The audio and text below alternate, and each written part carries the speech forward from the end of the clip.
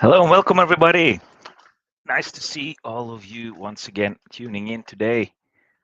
We have people from all over the world again.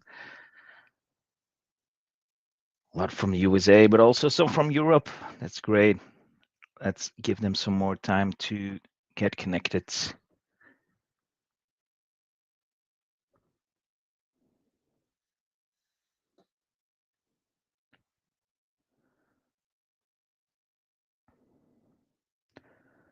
I see some familiar faces, some new faces. That's always welcome.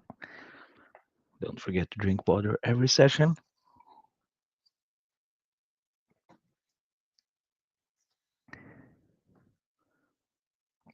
Switzerland, Canada, Germany,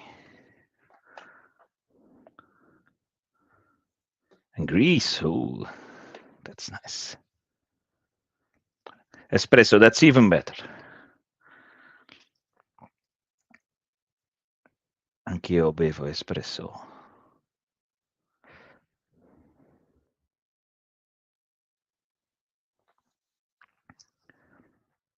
All right.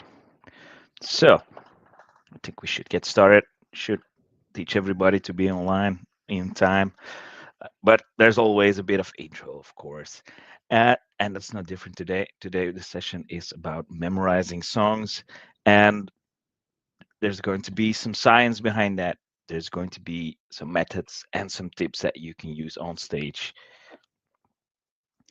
There's always a connection with previous sessions. And now you will notice that if you have a confident mindset, if you prepared well, if you know some real-time stage tricks, then you can avoid some panic and an occasional crisis. But the main link with the other sessions, especially some sessions way back, is about approaching songs in layers and to gain real control over your songs. Just to check, is video and audio working well for everybody? If not, let me know. Then we can check. It would be silly that I would be doing a session here with nobody for it to hear. So I'll see some comments come in then in a few seconds. There's always a bit of delay, of course. Australia, that's good to see. That's good to see. Yes, all good. Okay, excellent. I got myself a bit in the side of the screen so I can combine myself with some information on the screen, some bullet points, an occasional scheme for something to illustrate a thing or two. So as said, today's session will be partly a bit about the science. Why am I recommending these kinds of methods? Why am I saying the things that I say? It's based on some science. Then some methods to apply this science on learning songs, and then stage tricks. Stage tricks. It's not really stage tricks, but you will see. So, first of all, science. I'm going to be swift and brief and lightweight about the science here, but there are some basic principles that I'd like to share with you first. And that is that we have different kinds of memories. We have a sensory memory. This is the place where everything comes in. We are exposed to a lot of signals, to a lot of things happening to us, coming to us. They all come in this sensory memory, and it's our job to be selecting in there. And this is important because it is the first step in a learning process. Because if you have some deficiencies here, then the rest of the chain will suffer, of course. And in this sensory memory, we do the selection of the things that are important, or at least the things that we think are important, or some things that come in and get reinforced by certain events that happen around us, or what is our mood, what is our motivation, how much attention do we have, how much distraction is around us. All these things, they combine all the factors that make up how well are we selecting, how much are we selecting. And having a lot of distractions, bad sleep, um, stuff like that, even not even being really motivated, like being in class for a boring subject or something, could impact this sensory. We go selecting stuff that happens to us, that comes to us, and we put this in our short-term memory. This is where we do the work, where we structure things, where we make graphics out of things, where we do the actual work. And that's the organizing part that you can see in this little scheme. Then there's two arrows up and down to this long-term memory. That's because we need to integrate what's in our short-term memory to our long-term memory. Long-term memory, that can be what happened yesterday and everything before that. There's really a big cutoff in the moment where you have sleep. But short-term memory is actually only a few seconds, a few minutes max of the organizing that you do. Um, Imagine in the old times where we have to go check for a telephone number of somebody, and we have to keep it in our short-term memory, go to the phone, grab it, dial in the number. We start a conversation and we lose this telephone number. It's gone.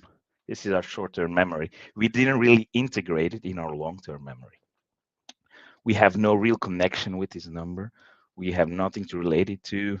We didn't do any effort to try to memorize it, and it's gone. And a lot of the things that we organize in the short-term memory, it is gone. If we don't take care of this, it is gone. It can be loaded with um, an emotional load, like let's say something really sad happened to you, or you saw an accident happening in front of you. This will have some emotional load, and in a more excessive way, it will become a trauma, and it will be uh, quite aggressively punched into your long-term memory.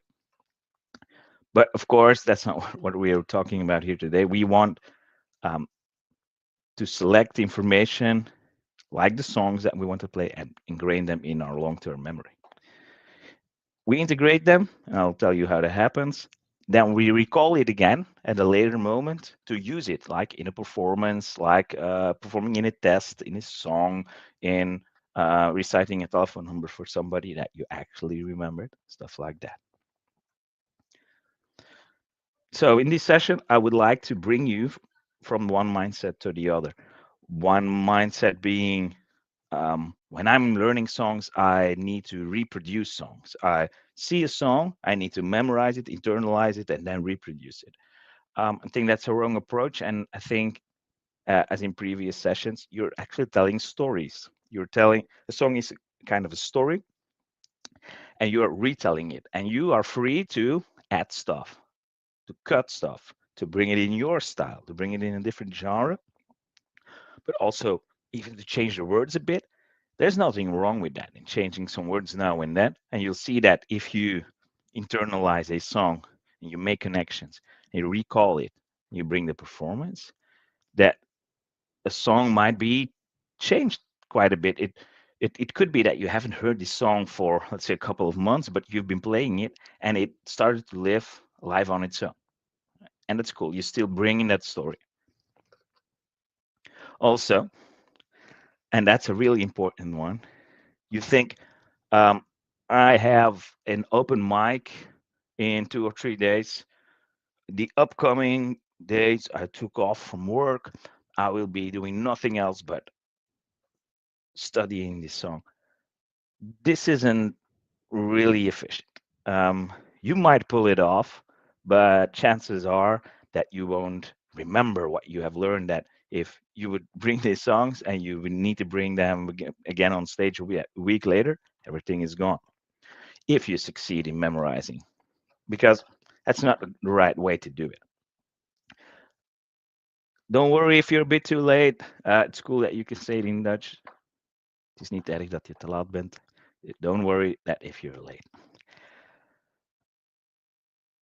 It is a continuous habit of learning songs. It is something that you integrate in your practice and that you keep doing every day that you practice, because there's an important cycle in that. And for those who are active on the community know this, that if you learn, sleep, learn, sleep, learn, sleep.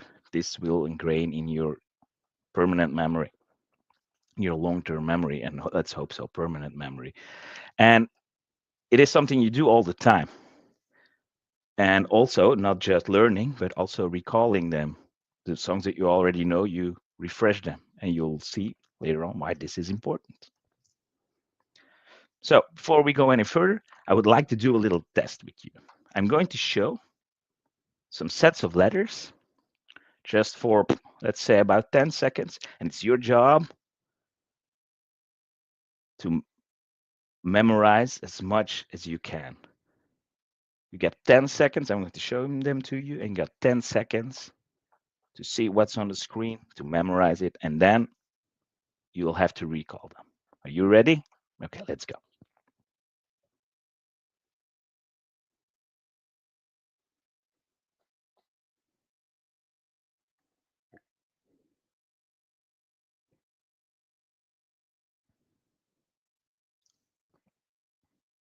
3, 2, 1.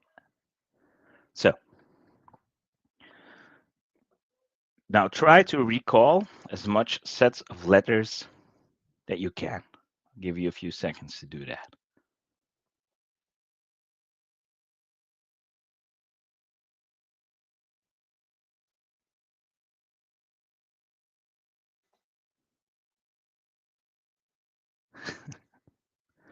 Well, as Alfio is already showing, he said OMG, WTF, BDU.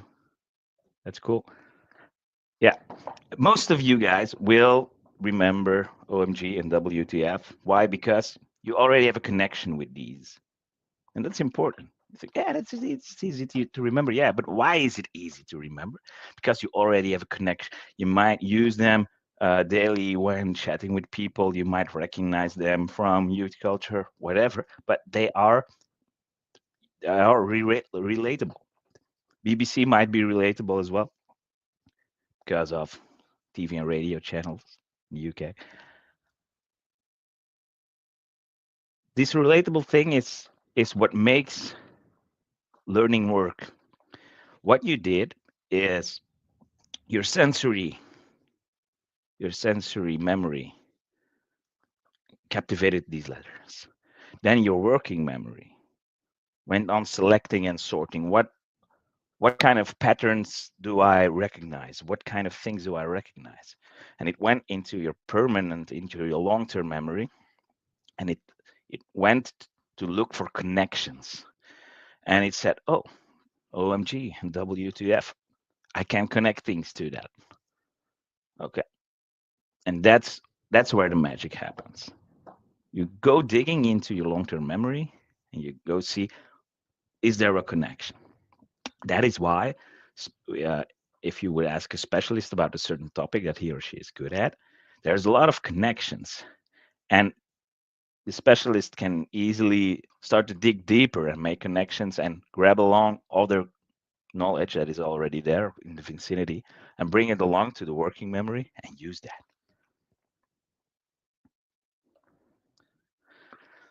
And that's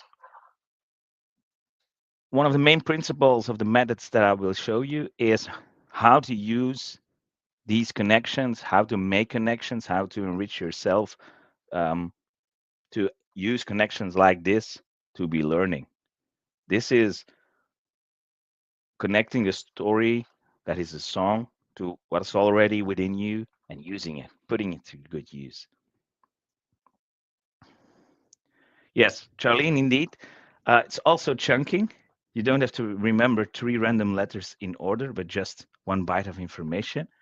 It's kind of a being able to put a label on certain things, uh, or to be able to automatically uh, attach all other things. Like if I would say ABC, then you could recollect the whole alphabet because you've already memorized that, you learned that, and the label was there, and you know, okay, there's an alphabet, and thanks to chunking, there is a lot that follows it.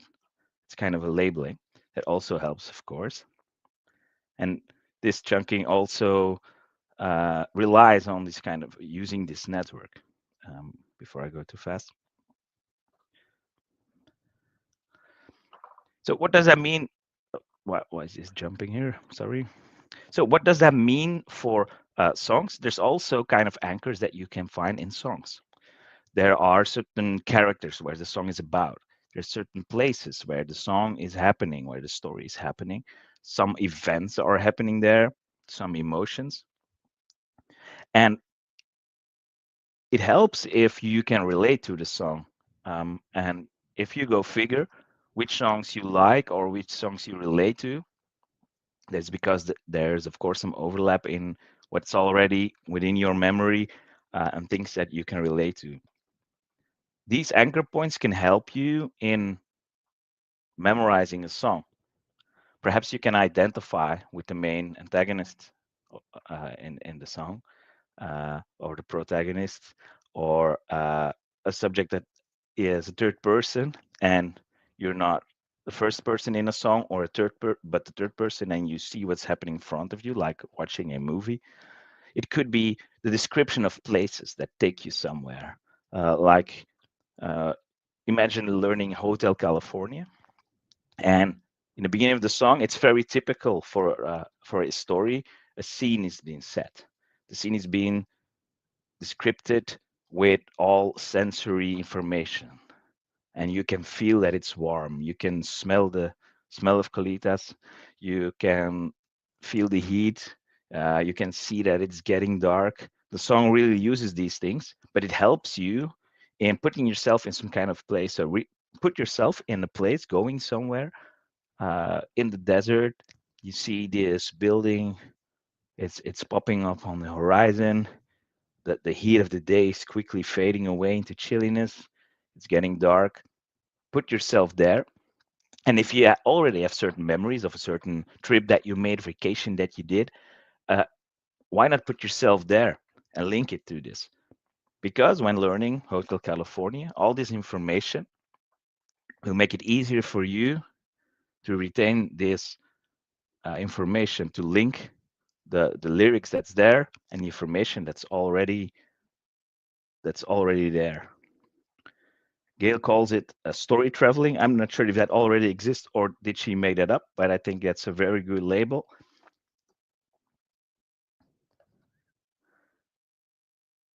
So I was already going into the applied methods here, and allow me to jump back to a topic that I talked about sessions before this one multiple times, because, and I think I shouldn't forget to mention this. I always advise people not to learn a song from the beginning, literally to the end, trying to reproduce every note from the beginning and see which note is it, how is he playing that, uh, and ending up somewhere just playing an intro. You're working 3 weeks and you're just working yourself through an intro. But working in the horizontal layers, once again, also helps memorizing, because if you would go back to the little scheme with um, the short-term memory where we organize this information, this is where a song structure really helps. This is where plotting a song in blocks, putting chords on top of them, putting lyrics next to them, it really helps, because you're really playing with this information. And this is what I want you to do with a song as well. I'm, I don't want you to stare at a piece of paper and read the lyrics and read them again and read them again and see what the chords are and read them again. I want you to really play with it. I want you to mold it. I want you to use it to link it to your own stuff. And that would also mean taking the song, taking us apart in little pieces. These pieces are the sections of the song, chords of the song, lyrics of the song, and working with these separately. One time you're doing some kind of exercise with the chord structure, the other time you're doing stuff with the lyrics, you're linking stuff with it. Perhaps one time you're singing along with lyrics in the car. All kinds of different ways of to work with this content that is a song, which has a lot of information, musical, textual, emotional, a storyline. all things that you can work with, and you work with that on layers. First, you need to make sure that you can reproduce a song as a whole in its most basic version, and then you start building upon that. I could I could draw you a house with 5 lines, and you could say it is a house. I could draw you a brick with 5 lines. It would be a brick, and I would have to draw a lot of lines, like this piece of the intro, then this, then this, then this. If I would cut up a song like that, I would only be able to bring a song if I learned it completely. But if I could just reproduce the basic structure first and enrich that more and more, I will have a song a lot easier, a lot faster, and it will be easier for your memory to link lyrics to this, to link a chord structure to this, because there is a fundamental structure for this song in your mind. You're not staring into some darkness far away that you're working on the intro and the bridge that's somewhere over there and I don't know what's coming. No, you're in control of the song very soon, very early in this in your journey with the song, and you have a place to put everything. It could be that you notice that I'm getting strong in the verse. I kind of nailed the bridge, but there's still some work on the chorus. That's all cool. There is no rule that says that you have to do everything in the order that the song is working in. But if you got the main structure right, of course, then it will be faster. So when approaching a song, there's a certain cognitive load that you have to manage. And this is where the first block is important again, the one with the sensory memory.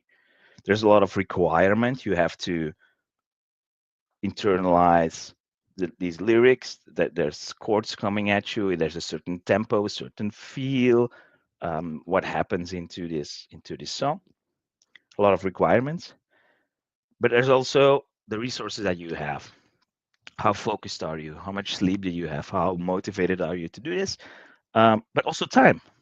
Time is also a resource. And that's why I always say, um, start as early as possible. If you know that you have an open mic coming up within a month, why not start today or tomorrow with the songs that you will be working on? Because with all things I am proposing right now, and I will propose, you will need the time. Um, it is no miracle thing, miracle potion for you to learn a song within 2 days. But my guarantee is if you use these methods, it will be durable. You will keep on remembering these songs. You will be confident on stage in using them and you'll be in control. I was never a good student. I never liked studying, but I do manage to memorize songs. I never use chord sheets on stage. I do use some little cheats now and then that I'll talk about use later in this session. But I memorize all the songs because I'm certain that if you can focus on other things than reading a paper and chords on stage, then you have all the energy and the attention to express the song as you would like, to focus on your rhythm, focus on your singing technique, focus on everything. So you have to manage this cognitive load. You can do that by splitting the song, by focusing on certain sections, and of course, reducing the distractions, as we said. As noticed, time is a resource. So from this sensory image, we go back to the working memory. This is where you do the work and you going to find patterns in your song. If you stare at a chord sheet, it might be hard to see if there is a certain structure in them. You might notice that some chords are coming back. That means that probably the song is quite accessible because it's in one key, and you see the same chords coming back, but sometimes the order changes or there's some sections that are different. And Frank says, yeah, all my songs are on my tablet, made me very lazy. Yeah, it can be handy to have all your songs on your tablet and switch through them, but it's kind of like riding on GPS. If you ride on GPS, you won't make any mistakes to get there. But you'll notice that the next time you're going there, you might not be that confident to try to get there again. And I had if there's a lot of routes to the same location and a lot of chances to get lost, you tend to use that GPS again and again, even 2, 3 times to go to the same location. Maybe you don't, but most people do. But if you would try to recall where you actually have driven, you already start to internalize this information into your long-term memory. And Charlene says, I do that too, relying on GPS far too much. There's nothing wrong with using technology where it's made for, but it's a good example. Because the magic is actually in this recalling. There's some information I did not know when I was a student, and I wish I knew, but recalling information from your long-term memory into your working memory, and perhaps even enriching it or just enforcing that it was correct. I recall I had to go right here, my memory says, and you go right and you notice, yeah, I'm correct. Then you reinforce that and you're creating more and more connections. And it's actually this process of recalling and affirming this that makes a big portion of the magic of really memorizing it for a long term. The recalling, it sounds a bit like a paradox. How can recalling something that should be there, how could that help me? Well, it is, that's part of the science, that recall is actually a crucial part in reinforcing this knowledge. One last thing about organizing this short-term memory before we start internalizing it. I said here, step away from the guitar. And by that I mean split the song in all the media information that it has. Like, what is the lyric about? Grab the lyric, do things with that. What is the song structure about? How does it work? How long is each section? Which chords is it? Draw it in a scheme, draw it in a grid even. I will show you how that could look like. There's a lot of things that you can do without a guitar as well to work on a song. As I said, see this as a project, as I'm going to use this song and I'm going to take it apart. I will play with it and look at it from all different angles that I can. Because if you do this, you enrich the network that's in your long-term memory.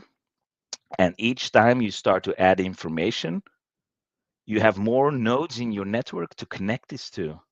If you're just making a stack with information, like you would try to memorize a set of numbers, the stack would fall. But what do these people that internalize a lot of digits of pi? They create little stories with them.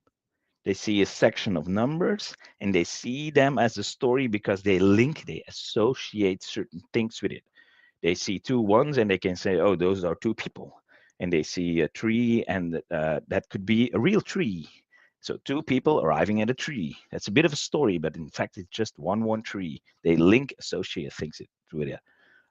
And that is without me knowing, a trick that I used in school to memorize history. Uh, I didn't like to study, but I like to draw. So I drew little faces. And those were all philosophers and presidents and whatnot.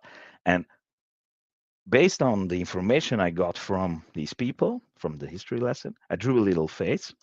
And this little image reinforced the text. And without me knowing, I was connecting with a broader network. And that's why I say use multiple media, use the sound information, the graphical information, the emotional, all the sensory things that you can link to in the song.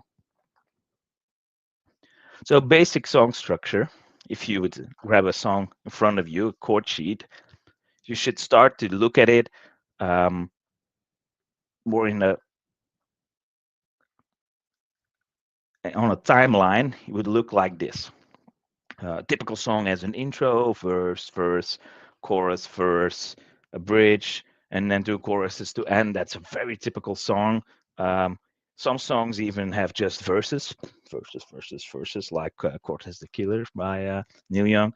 Um, and you need to see the song in these structures, because then you can grab one of these sections and work on them. An example for a bit more complex song could be Basket Case. And without going too deep in the nitty-gritty letters here, what I did is I created sections. Each color is a section of a song. Blue is verse, yellow is pre-chorus, red is a link part. Then you see it's blue again. Oh, that's a verse again.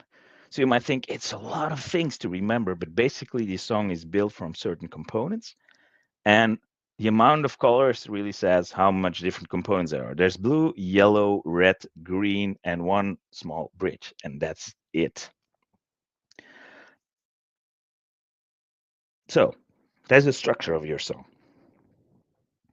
What I also did is I created a grid, because each song usually has sections and subsections that are of certain length, and this length is often an amount of measures. And for songs in 4/4, it's often 4 or 8 or 16 measures. So this structure could even lay out the length of song in measures if you would count the blocks and multiply it with the amount of measures it's for. You don't have to count it out necessarily, but it certainly help, because in this first line you see that's a bit small, but it says D, A, B, F sharp. This is a song in power chords, I know, but in essence, I just dropped the fives, and if you play them as regular chords, it would work as well. It would sound a bit differently. We are not going to go in that theory right now, but it was for sense of the exercise here. And then you'll notice that it's certain lengths, and these lengths of these blocks is the same length. So what I did now is I really played with the information of the song. I didn't see a very long thing on a tablet or paper, but I see this structure.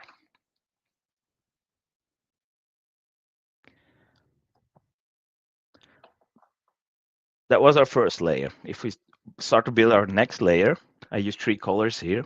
It means there's 3 different chords.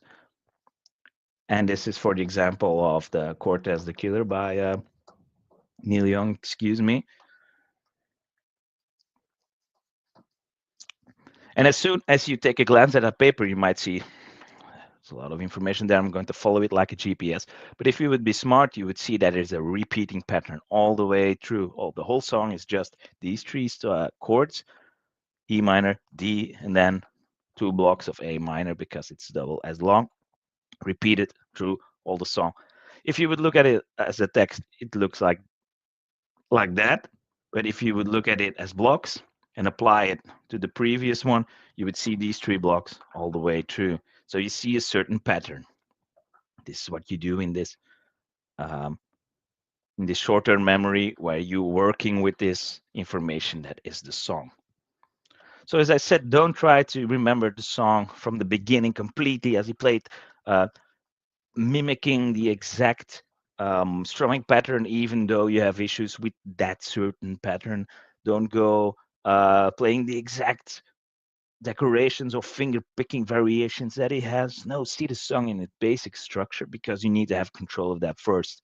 You're building with rough blocks first, and then you put in the details of your house. So it says week 1 or 2 or 3 in this graphic. It doesn't matter. Week points to a certain amount of time that you're practicing. And in week 1, you would be doing not the exact, perhaps, strumming pattern that the song is in, but one that is comfortable for you, one that you can use as a transportation device to play through the song, something that got you going, and you can go along, and you can strum along, and you can focus on what are these chords. Next week, you could try to apply just a few decorations where you want to. Week after that, you can apply even more details. We went over this principle in a different session. I won't go into this too deep, but it is to show that work your way horizontally through the song, create a structure. It will help you memorizing these lyrics. So once again, people come for music, but they stay for the story. Remember, we're changing your mindset that you are bringing songs as a story. You have a certain freedom that you can use. You're in charge of your show. And it doesn't matter if some details are off. People will not notice, will not mind, or they will even appreciate that you give it the feeling that it's your own and not the exact copy. If they want to hear the exact same song, they go at home and they listen to the record.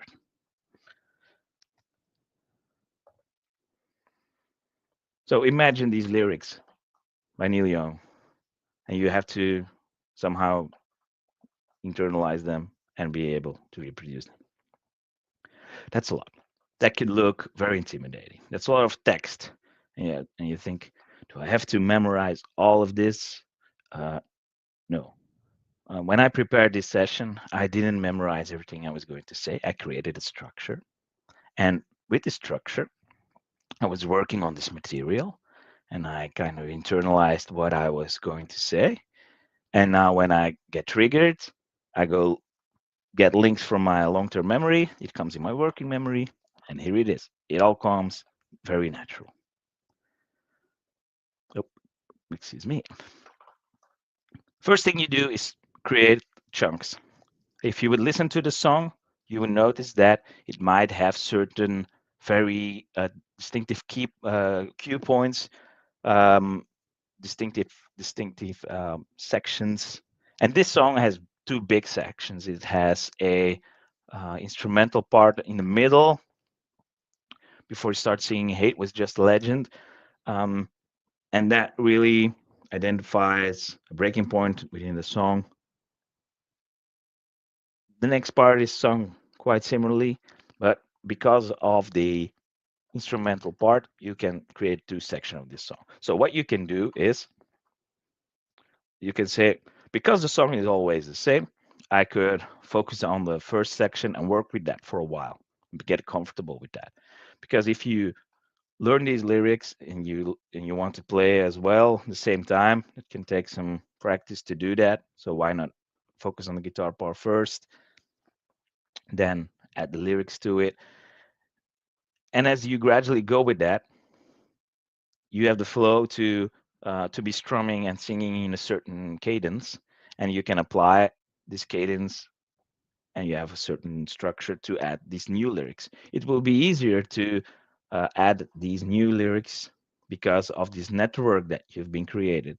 Mind you, it will be easier if you take your time, if you make it a part of your practice and you do some practice and you have some good night's sleep and you have some practice and you have a good cycle and you spread it out over time, then it will be easier. If you try to cram it in a few days, this last part will be harder. I know from experience it will be harder to get in these last parts, but if you have enough structure and it had a chance to be internalized in your long-term memory, it will be easier to actually learn these last parts because you can focus on them more. Rest is coming easier. Best thing to make a song your own, also in lyrics, is finding as much anchors and personal relationships that you can. But also, enriching your knowledge can help create this network that you need. As I said, we're going to internalize it in our long-term memory, and all these nodes will connect to it. Well, if you create more of a soil for these lyrics, then it will help you remember to memorize them. Sorry. That's once again why it might take some time, because you need to think of things that you will associate with them. Perhaps you'll create little drawings, or you go online, look for certain pictures that you can create a visual story to go with it. What also helps is, and that's more of a check whether how well you control this material, is to play this song differently as a different genre with a different strumming pattern, giving it a swing feel, um, playing it very slowly. It's also a very good way to approach this, especially when you're learning these lyrics or the chords to this song. Um, Speaking out the chord names instead of the lyrics, something Justin does a lot when he's teaching songs in his videos as well. But you can use that as a method to link a chord name with a certain point in the song or a certain sound, stuff like that. You're linking different pieces of information together. I always get back to this because this is really the essence, creating these links. Drawings, yes, Fred, an interesting idea. Um, Bastian, you said, can you do multiple different songs in week one? I'll get back to that. I'll get back to that. It's a very good question. So what can help? Just check out what is this story about.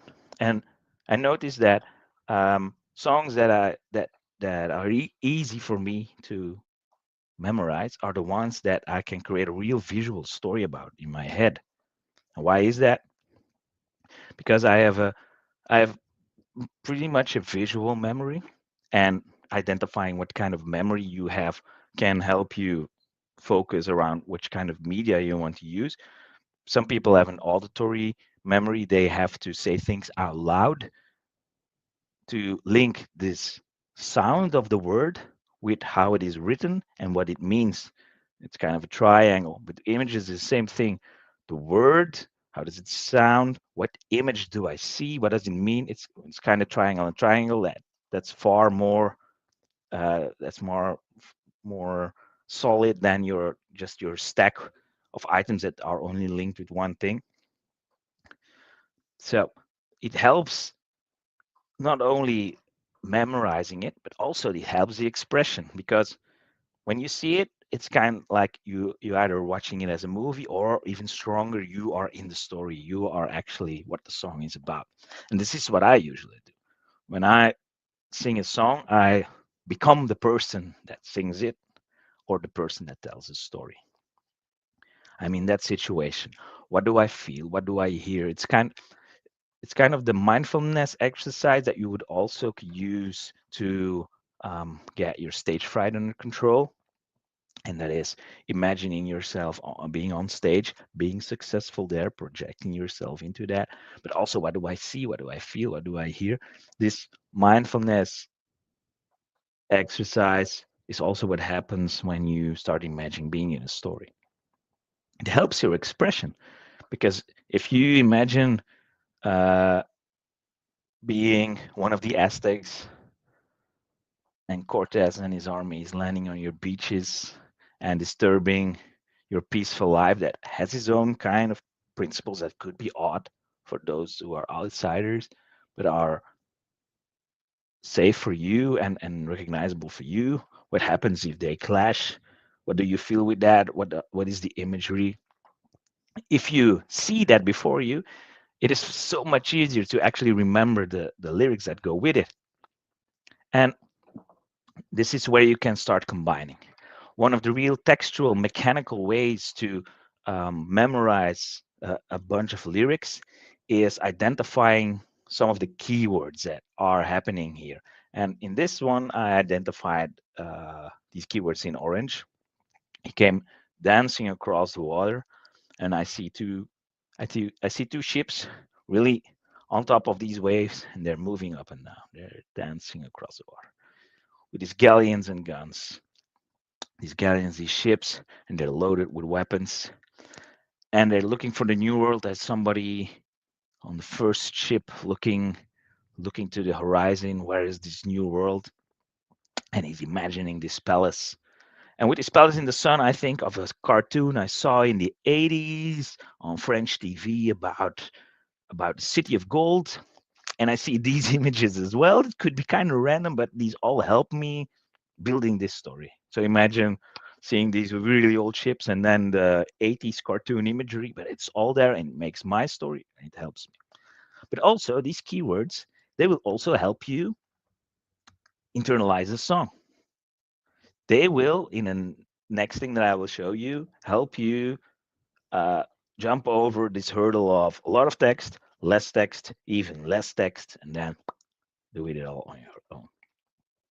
So what happened here is I grabbed these words, and what do I see? There's Montezuma in his colorful clothes, and there is he with his students, and they're gathered around like leaves around a tree. Look, that I'm already recalling lyrics because of the imagery that I see. It already triggers me.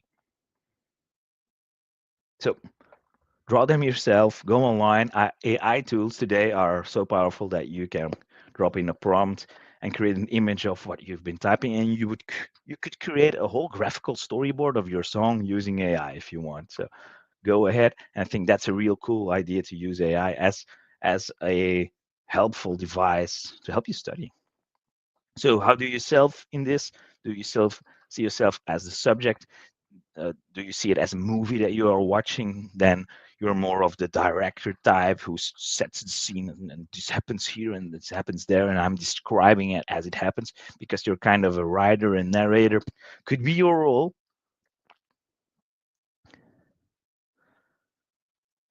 So one way to memorize lyrics is this three-column method, and this is kind of what I was describing just here. And you would create on paper to put in front of you these three columns, because you can shield parts of it with another sheet of paper, and it could be that you're first really going over this text, and if you would just read and reread, you're just brushing it because you're not really encoding it with extra information. As I said, adding these associations, this network, what it does is it encodes the information. And if you would just read, you're not encoding because there's no added information there. You're not linking it. You're not taking it apart and putting it and adding, like the colors and the grid that I showed you is new information. I'm encoding it in this kind of grid. Then, as I said, recall is so important. So if you have seen this text, even if you haven't really studied it, put your paper on the left part, and you have these keywords that we've written down. We have put them here. And if you put the paper on the left column, you would see that you could reconstruct a story with the information that is there. And Gail says, yeah, you could use nouns and in column 1 and column 2 verbs. That could be a way to do it. I'm not forcing any method that way, but it's a good suggestion. But it comes to that now you have to try to recall. If I see the word dancing, and remember the left column is blocked, you can see that dancing. What was happening with the dancing? And you see the image again. You see the image again. Oh, yeah, the ship's on top of the waves. He came dance. There's water. It's dancing on the water with galleons. You're already going to the next line. Galleons and guns. And then looking, what was that guy looking for? Yeah, the new world. Okay, so start to write down, or even faster, do it verbally. These lyrics, not even using a guitar, you're reconstructing this story. And as I said, don't it's not really important that every word is correct. You can always go back to the left column and check, oh, which words did I use, and okay, let's correct it. Then you did the recall, and you are enforcing the graphic that you saw with it. It was good. It was good. I'm going to use that. And you might enrich it with the words that you missed, and you recall and reinforce that. This is valuable learning. But in the next stage, if you start to become really confident with that, you can see that even that second column, and you have even less. You have single words that are just the start of each section. each little block, and they can work as a cue. He came, and then the rest of the whole line, he came dancing across the water, galleons and guns. It comes, and then next block is on the shore Lake Montezuma, and you can train yourself with these cues that were in the beginning of uh, of each block, and they are the kickoff for your little kickstart for the rest of the lines that follow.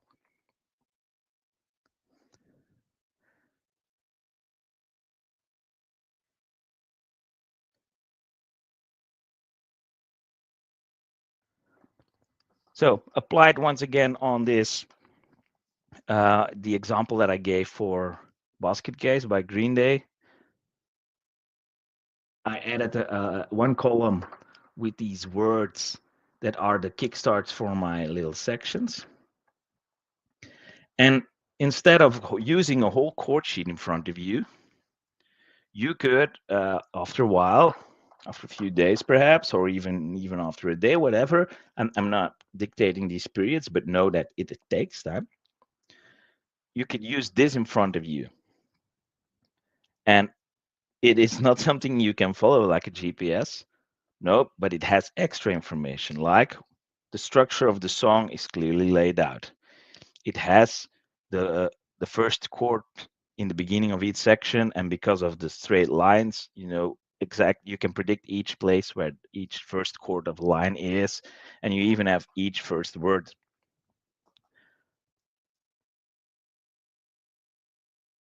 This is a example. This is what a personal example. This is how I would approach this song, how I would take it apart. You'll have to look for your own way because everybody has a kind of different focus in how their memory works, but also in how you want to approach it and what works for you. That's why there's the column method, there's the grid method. Combine these methods. There's several ways. The moral of the story is you're taking it apart, you're encoding with the visuals or the audio information, and you're writing them down in different ways and structuring them.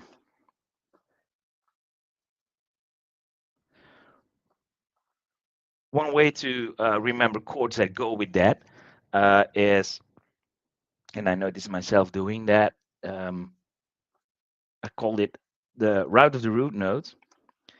And this is a different example from a different song, but it shows a chord sequence of 4 chords.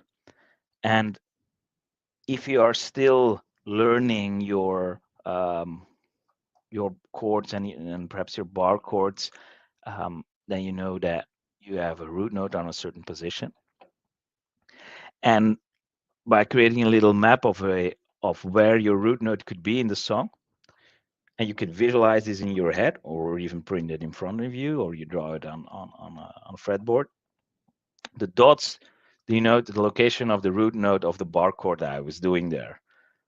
And I'm doing a jump here, 4th fret, 2nd string, 4th fret, 1st string. Then I jump to an open position here, excuse me, and another open position. There's not a lot of information here, so I can, in a quick glance, even without the arrows, I see, oh yes, this is where my root note positions were. The information about major or minor is also not on this. For this, I rely on my memory, and I know, yeah.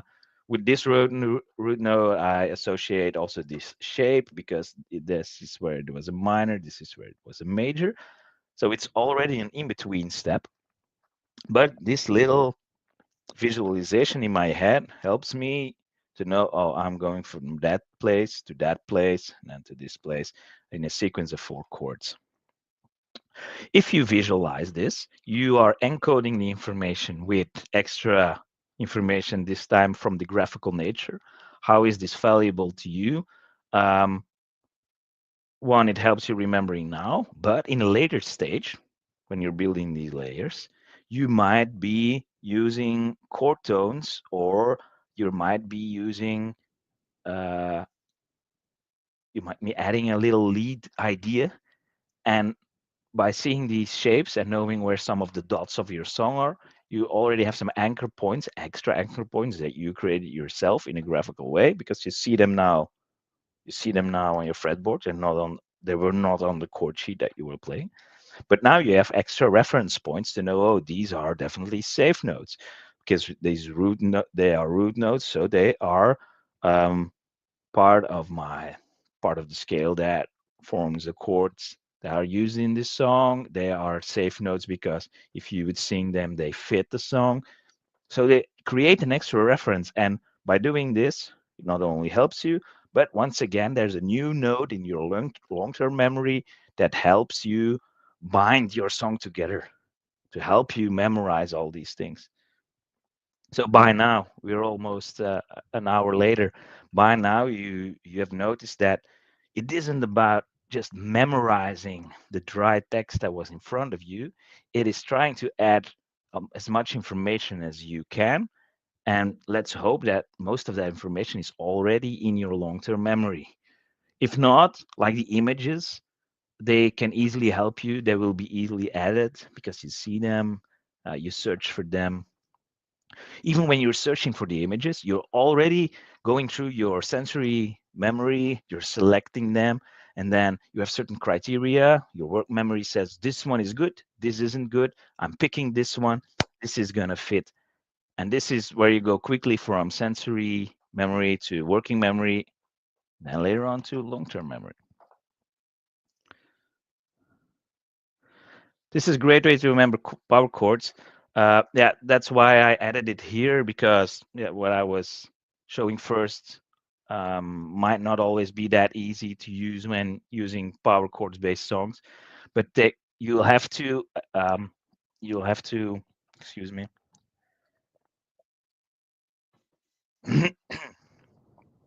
You'll have to adapt your methods and your material that you're linking to with the kind of song that you are playing. If you are playing a very complex song, like you want to learn a complex prog metal song, you notice that these are songs within songs, and these sections, dividing it in sections and seeing what are these sections made of, once again, might bring you to one or two extra levels of dissecting. But you need to do that because the songs are so complex, and this graphical work will be more important to you to learn all these sections and putting them together later, because if you're already in control of them, there you learn faster, but also you recall faster. And by recalling faster, it will be easier to hang them all together.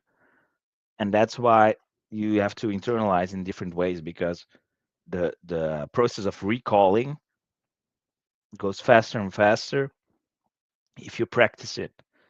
But once again, being if you want to be able to recall, have to take time.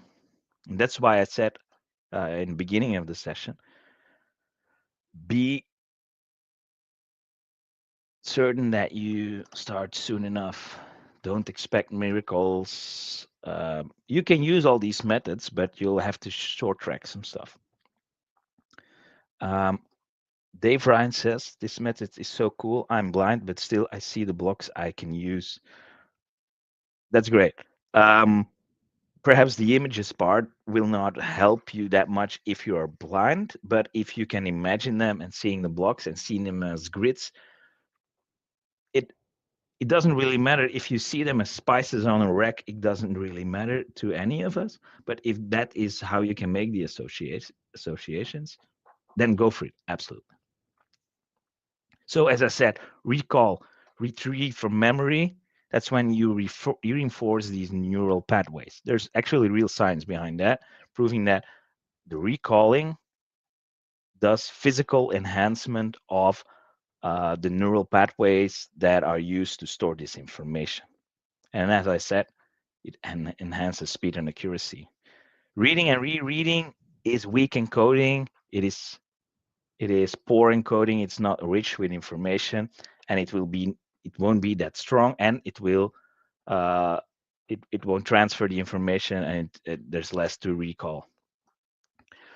Other stuff that can help, of course, moments you're not without a guitar, you're you're waiting somewhere, singing the song in your head. And don't panic if you don't know stuff.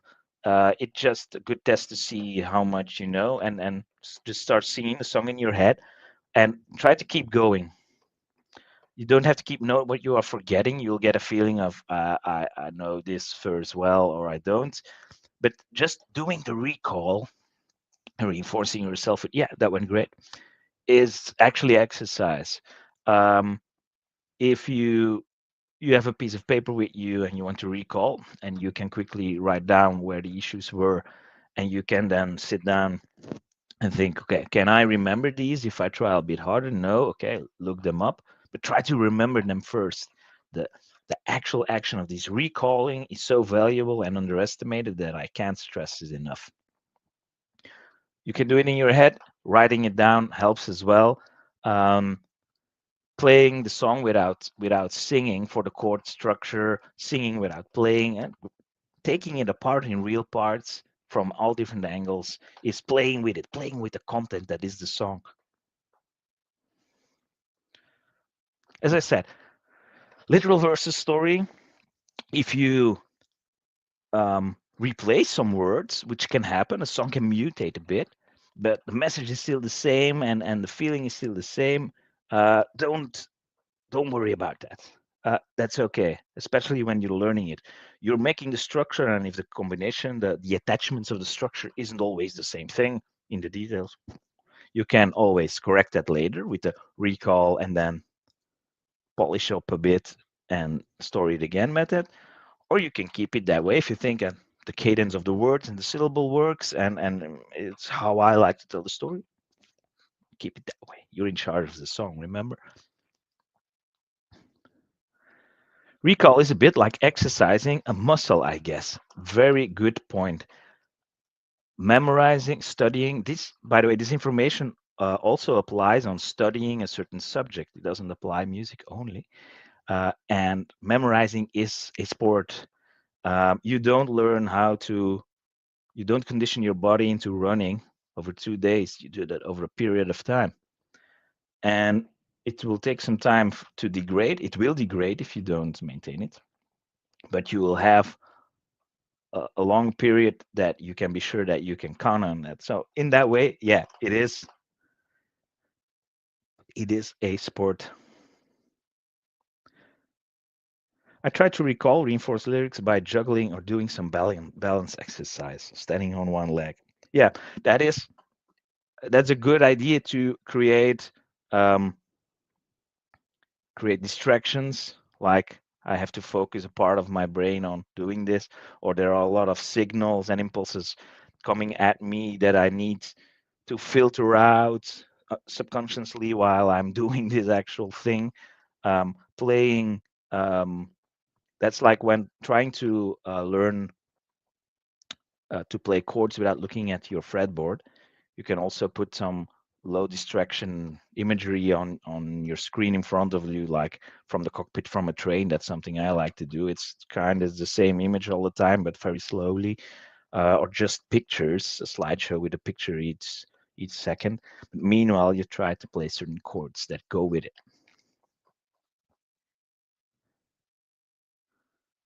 So the question came, can I learn multiple songs? Yes, you can learn multiple songs at once. As I said, you need to spread out over time, but you are allowed and you are definitely capable of learning several songs at once in this method. So remember, not focus on one thing and then another thing and then another thing. It's never durable, but part of my practice during time, a long time, is this song, but another part is this song. And it's perfectly possible that you're far ahead with one song or just starting with the other. But it's the process of this recalling and storing it and linking it and encoding it, enriching it with this information, attaching it to these nodes in your long-term memory that will make it durable. It will add layer and layer and layer, and these layers will start to weigh down on each other, and you'll have a real solid song over time. And you can do several songs at once, but remember, you need time, you need some sleep cycles to go with that. um, you'll need to be patient with the harder bits. It could be some will be slower, some will be faster. Take a step away if you are get frustrated. Try a new approach. Try to focus on something else. Leave it. You can leave your song for some days and do something else, because if you follow this method, it will be far more durable, and it means that it won't be lost if you stop this process. This is, with each time you do it, you ingrain it in your long-term memory. This is not something that needs to be finished, and if it's not completely finished, it's all lost because you stopped the process. No, each iteration, each day is valuable. Each day is as valuable as the previous and the next.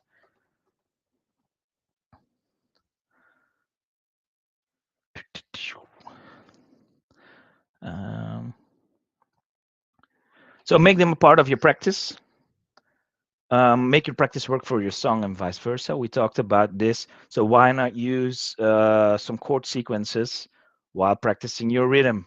You'll, by mechanically repeating this, you will also practice your rhythm, but also the sequence of these chords. Are there certain used chords that you want to use in your song?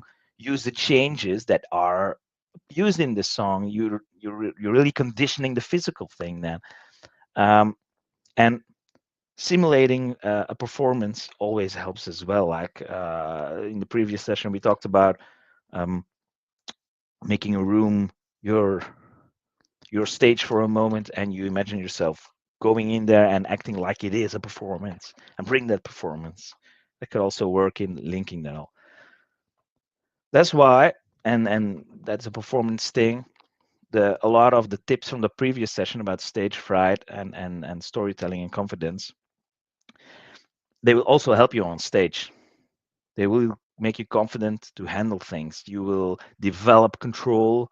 You will know that you can leave small blanks, that you can change words, that you can even drop certain verses or sections from the song if you want to.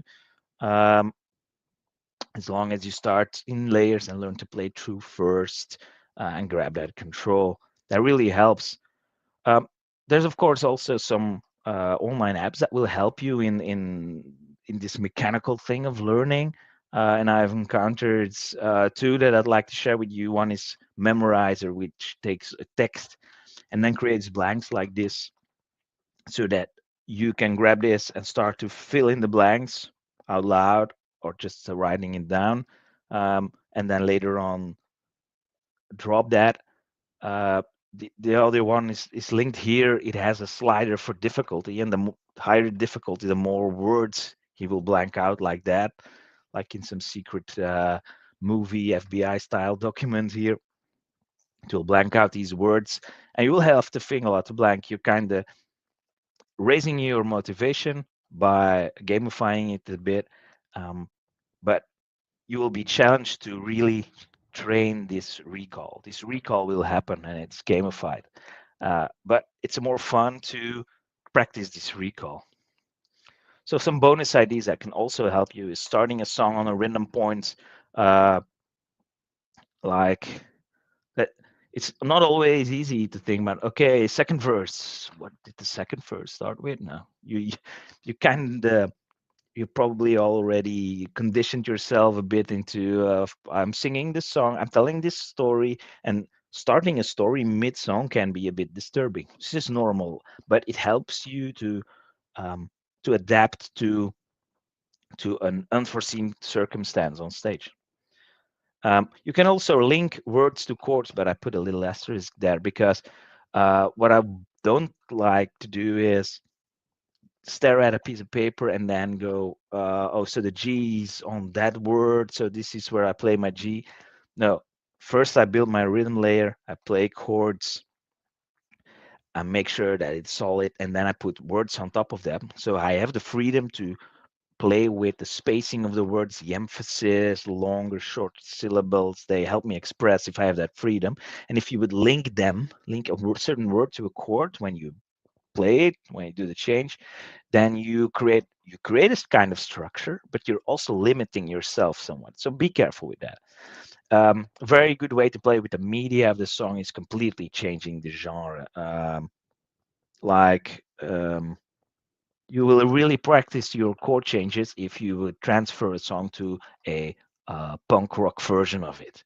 Take a medium tempo pop song and turn it in a fast kind of punk style song, and you will want definitely train your the speed of your chord changes, and you train to keep the cadence, but also the other way around. You could take a sad or really flat poppy song and make it something slow, kind of a ballad, emotional thing. And you learn to control this media that is now the story and to be more expressive and really mean what's going on in this song and express it. So we're going a bit over time, but some ideas that you could use live as well. Um, your set list, if you're doing this process of long-term learning these songs, when you have to go play live somewhere, if you get a call and somebody says, "Hey, can you fill in for somebody tomorrow on this show?" You say, "All right." You have to start selecting songs. Um, be the ones that take the ones that you've been playing for a long time. You've been training for a long time. That makes sense, but you didn't have to do any crash course for that, and you will be in control of these songs, and you will have enough safety nets in your long-term memory to connect to reproduce when the cognitive load is different than at home, when the cognitive load consists of a crowd and a lot of impulses. And remember, this cognitive load will also impact how you can recall. Your stress level will also impact how you can take sensory information all the way through the process, but also the other way around to bring them back out for performance. So don't start your set with a new song. Start one with that you are convinced that you are well trained in, because if you're in control, you can easily adapt to the situation, make it shorter, make it longer, but definitely be freewheeling with text if you need to. But it's okay to cheat, as long as your audience isn't bothered. And what do I mean with cheat? Well, there's a difference of having see you, Linda. I'm going over time, so there's always a recording in this material. You can have chord sheets in front of you and try and reading it all the time and then playing it. And with all respect, you can bring songs like that.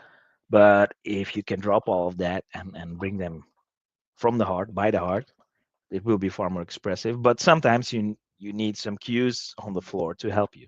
I do that with some live shows as well with our band now and then for some of the newest songs that we definitely want to play, or sections that I need some cues with. And it could be a few words just on a paper on the floor, written well enough. Um, but you shouldn't rely on them. They should be there as your insurance policy.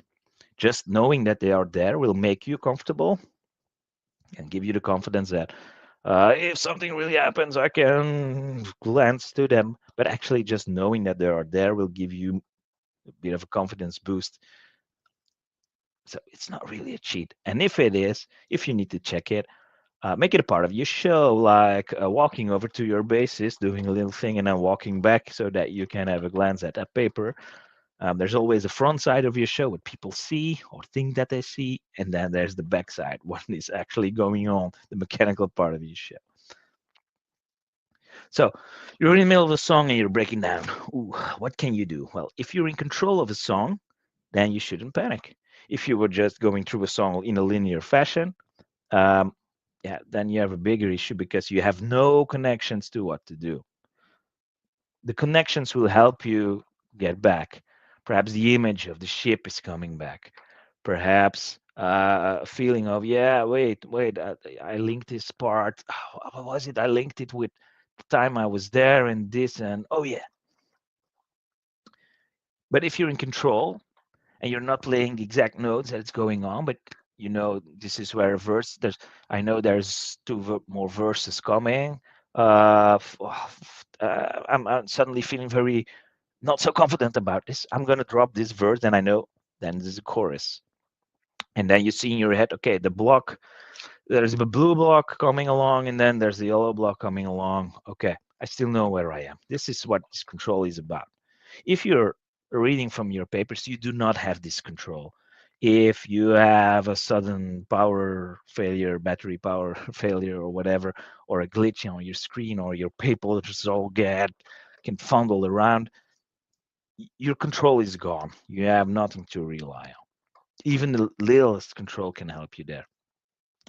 What I have done a lot is when I suddenly sung a relic too soon, I actually sang it again on a later moment. Nobody ever addressed me about that. Uh, I have even improvised lyrics on stage. That is not the easiest thing to do. But if you are in control of the story and you can fill in some words of somebody saying something or something happening, the more neural network you have around your song, the more room you have to do this, you know what fits in the story. So you can do that. You have a lot more to work with. Call back to the previous session. In between songs, remember what are my rituals? What is my stack of physical things that I do to ground myself, to grab my breathing, to get in control again? Because remember, the physical part is a large thing. It is a large thing about stress. It is about being on stage, about being in control. And as you see now, the memorization is also a physical thing. So a lot of these things always come back to being controlled physically as well. All right. Sorry that I went over time. There was a lot. There was a lot that I wanted to tell you here. Um, what we didn't cover here is what if I want to memorize a solo? I saw that question come by, so I'll go briefly into that as well. The creating sections there is crucial as well. Um, don't beat yourself up by trying to learn it from beginning to end in an all long piece and trying the beginning and then getting stuck, and you'll notice that you can do this beginning very good and you have totally no idea how to play the other half. Create chunks, create different chunks for this solo, different sections, part of the story. Even try to imagine what is this story trying to tell me. It's perhaps a bit more abstract, but perhaps you can imagine also some imagery here. Being able to sing with each section helps you memorize it because you add your own singing to that. It's auditory, it's also something physical. You're creating different notes to this section of the solo, and you should be able in the end to sing your complete solo in your head. Probably it's some high pitched notes that you can't really sing, but you can sing and hear them in your head and should be able to do that for every section. So make sure that you create sections that are small enough to do that. And you can practice all these sections. Once again, you're working layered, not one section and then one section. No, uh, you're totally fine if you say I'm going to work on three sections in parallel, and that one you you get bored. You won't get bored as easily. You won't get frustrated as easily because if something's going, you put some time in it and you practice it. You did the mechanical thing over and over again. Okay, take the next section. That's cool, and then another section perhaps, and then you have a good night of sleep. And the next day you try again and you do the same thing. But meanwhile, your brain got some time to rehash it and make the storage in the long-term memory somewhat more durable. It's really crucial, this sleep cycle. And then you do these some of these sections again. If you focus on just one section and getting there right and neglecting the other set, you're one losing some time. Two, it will take longer to be able to deliver something that is actually kind of a solo, because the more you do of these sections, the more you could actually say, oh, you know what, this solo, it goes over over two identical sets of chords. Perhaps I should shorten it first and I could create a solo that's only half in length and do that. And I can deliver the solo or the song or in its entirety, but it counts as a song. And then later on, I can build upon that. Or you can say, section 1 is okay, section 2 is okay, but I had to simplify a part that's a bit hard, but I changed it in something else that's cool. And section 3, I'm working on it, we're nearly there. Oh, you almost have a complete solo then. So best advice I can give you there is create it in create some chunks, put it in, create parts, work on some of the parts. Let's say if your solo is 8 sections, why not do 2 or maybe 3 sections, work on that, and move on, and then you do section 2, 3, 4, and then 4, 5, 6. And in the meantime, you in your practice sessions, you put together what you know, and this is in layered that you start to do this solo. You also have these different sections. Also, if you fumble in a certain section in the middle of your solo and going live, your control of the other section knows, okay, this went wrong, but now the next section is coming, and I know it starts with when they're playing this chord. So if I can hold this, I do this little diddle and I hold these long notes until the next section comes, and okay, next section. That gives you more control. That at the beginning is really good, but then near the end I almost didn't practice that, and if you then fumble in the middle, you have very little to fall back to. So make sure that you have enough control of each of these sections. All right. Um,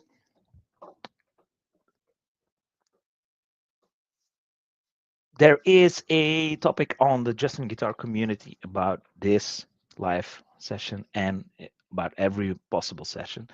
If you have questions, drop them there, or drop me a mail. I will show my info right away. Just a brief recap. Start early. Learning and integrating is a habit. It's something that should be part of your practice, that you do regularly. Learn to play a song completely through first, in the most basic way that you can imagine, to grab that control, and it will create structure for you to memorize on.